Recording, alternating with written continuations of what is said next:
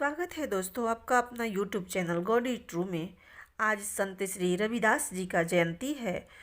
उनके जयंती के पावन अवसर पर आइए सुनते हैं संत श्री रैदास जी की अद्भुत कथा को। श्री रैदास जी महान संत थे जिन्हें भगवान के भक्तों से बड़ा प्यार था। वे संत सेवा में धन का सदुपयोग करते थे।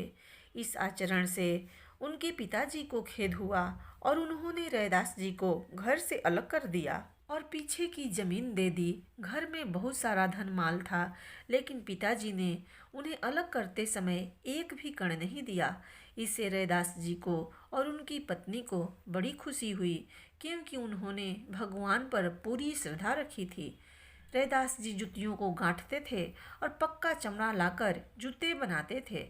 वे साधु संतों को उन जूतों को पहनाते थे। वे अपनी सेवा को गुप्त रखते थे और एक छप्पर में भगवान की सेवा करने के लिए एक खास स्थान बना रखे थे। इस छप्पर में संत भी आकर निवास करते थे, लेकिन वे खुद खुले में रहते। वे अपनी मजदूरी से कमाए धन को अतिथियों में बांट कर खाते। इस तरह के दैनिक जीवनचर्या से वे अपने जीवन को गुजारते थे। एक दिन भगवान भक्त के रूप में आकर श्री रैदास जी के पास गए और एक पारसमणि को देकर कहा, इसे संभालो। श्री रैदास जी ने उत्तर दिया, मेरे पास तो मेरा धन श्री राम है। इस पत्थर से मेरा कुछ काम नहीं होने वाला। मुझे धन और संपत्ति की चिंता नहीं है। मेरी इच्छा है कि मैं संतों और भगवान की सेवा में अपने शरीर को न्यौछावर कर दूं। संत भगवान ने पारस को लोहे की रापी से छूने से सोने का रूप दिखाया।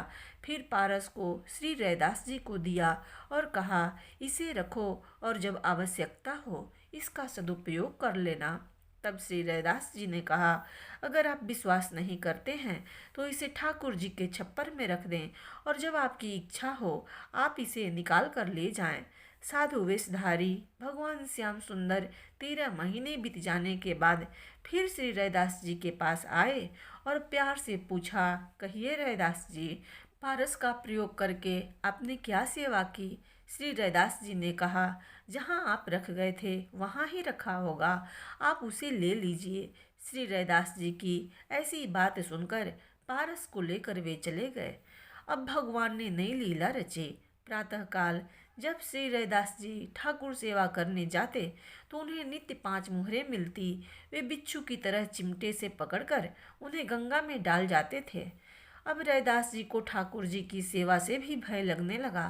तब भगवान ने स्वप्न में श्री रैदास जी से कहा, तुम अपना हठ छोड़ दो और मैं जैसा चाहता हूँ वैसा करो। श्री रैदास जी ने भगवान की आज्ञा मान ली और प्राप्त मुहरों से नई जगह पर एक विशाल संत निवास और भगवान का प्रभावशाली मंदिर बनवाया। वहाँ दिन रात भगवान की सेवा और भजन कीर्तन किया जाता था और ऐसा लगता था कि भगवान की भक्ति वहीं रम गई है। इसी समय रघुवंश विभूषणों ने ब्राह्मणों के दिलों में प्रेरणा दी कि वे रैदास जी का सेवा का विरोध करें और उसे बंद करवा दें। तब बहुत से ब्राह्मण एक साथ आकर राजा के सभा में गए और श्री रैदास जी पर इस आरोप के साथ गालियां देते हुए बोले कि वे शूद्र होने के बावजूद पूजा कर रहे हैं। यह न्याय नहीं है, इसे रोका जाना चाहिए, अन्यथा आपके राज्य को खतरा हो सकता है। इस पर राजा ने श्री रैदास जी को बुलवाया और उनके चमत्कारों को देखकर न्याय किया और श्री रैदास जी को सेवक के अधिकार प्रदान किए। चित्तौड़ नगर में झांसी नामक एक रानी थी। उन्होंने किसी गुरु से मंत्र नहीं प्राप्त किया था। एक दिन वह काशी गई और श्री रैदास जी के उपदेश सुनकर उनकी शिष्य बन गई। उसके साथ कई ब्राह्मण भी थे, लेकिन उनको यह सुनकर कि रानी शिष्य बन गई उनसे द्वेष उत्पन्न हुआ। वे सभी लोग एक साथ राजा के पास गए और यह कहा, रैदास जी को शिक्षा देने का अधिकार नहीं है, उन्होंने अनाधिकार चेष्टा की है, कृपया न्याय करें। तब राजा ने रैदास जी को बुलवाया और भगवान की मूर्ति को सिंहासन पर विराजमान कराकर कहा, बुलाने से पहले भगवान जिसके पास चले जाएंगे वही उनकी सेवा का और उनके मंत्र का अधिकारी समझा जाएगा। ब्राह्मणों ने सस्वर वेद पाठ करके भगवान को आवाहन किया, लेकिन भगवान उनके पास नहीं गए। फिर श्री रैदास जी ने पतित पावन भगवान को पुकारा तो भगवान श्री रैदास जी की गोदी में आकर विराजमान हो गए। रानी ने बड़ा भारी स्वागत सत्कार किया और बहुत सारा धन और वस्त्र दिए। साधुओं के पास बड़ा भंडार था। इस खबर को सुनकर कई ब्राह्मण भी आए। उन्होंने भंडार में भोजन करने से इनकार किया, इसलिए उन्हें सीधे साधे खाने के लिए भोजन दिया गया। ब्राह्मणों ने रसोई की ओर देखा और जब खाना खाने के लिए बैठे तो वहां उन्हें एक पंक्ति में दो दो ब्राह्मणों के बीच में एक रैदास बैठा हुआ दिखाई दिया। उन्होंने वह चमत्कार देखकर आंखें खुल गई। इसके बाद वे दिन बाणी से अपराध क्षमा करने की प्रार्थना करने लगे। बहुत सारे लोग उनके शिष्य बन गए, इनमें लाखों ब्राह्मण भी थे। श्री रैदास जी ने अपने शरीर की त्वचा को चीरकर सोने का यज्ञोपवीत सबको दिखाया। इससे सबको यकीन हो गया कि वे दिव्य पुरुष हैं। एक बार की बात है, संत रविदास जूते बनाने का काम कर रहे थे। वे जिस रास्ते में बैठे हुए थे वहाँ से कई ब्राह्मण गंगा स्नान के लिए जाते थे। एक बार एक पंडित ने संत रविदास से गंगा स्नान को चलने के लिए कहा। तब उन्होंने कहा कि मेरे पास समय नहीं है, पर मेरा एक काम कर दीजिए। फिर अपनी जेब में से 4 सुपारी निकालते हुए कहा कि ये सुपारियाँ मेरी ओर से गंगा मैया को दे देना। पंडित ने गंगा स्नान के बाद गंगा में सुपारी डालते हुए कहा कि रविदास ने आपके लिए भेजी है।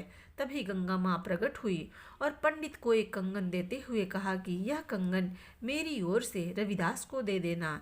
हीरे जड़े कंगन को देखकर पंडित के मन में लालच आ गया और उसने कंगन को अपने पास ही रख लिया। कुछ समय बाद पंडित ने वह कंगन राजा को भेंट में दे दिया। रानी ने जब उस कंगन को देखा तो प्रसन्न होकर दूसरे कंगन की मांग करने लगी। राजा ने पंडित को बुलाकर दूसरा कंगन लाने को कहा। पंडित इस पर घबरा गया, क्योंकि उसने संत रविदास के लिए दिया गया कंगन खुद रख लिया था और उपहार के लालच में राजा को भेंट कर दिया था। वह संत रविदास के पास पहुंचा और पूरी बात बताई। तब संत रविदास ने अपनी कठौती में पानी भर लिया और जल भरकर भक्ति के साथ माँ गंगा का आवाहन किया। गंगा मैया प्रसन्न होकर कठौती में प्रकट हुई और रविदास की विनती पर दूसरा कंगन भी भेंट किया। इसलिए कहा जाता है कि मन चंगा तो कठौती में गंगा। तो ये थी संत रविदास की जीवन से जुड़ी कुछ कहानियाँ। फ्रेंड्स, अगर आपको ये वीडियो पसंद आए तो प्लीज़ इस वीडियो को लाइक कीजिए और मेरे चैनल को सब्सक्राइब कीजिए।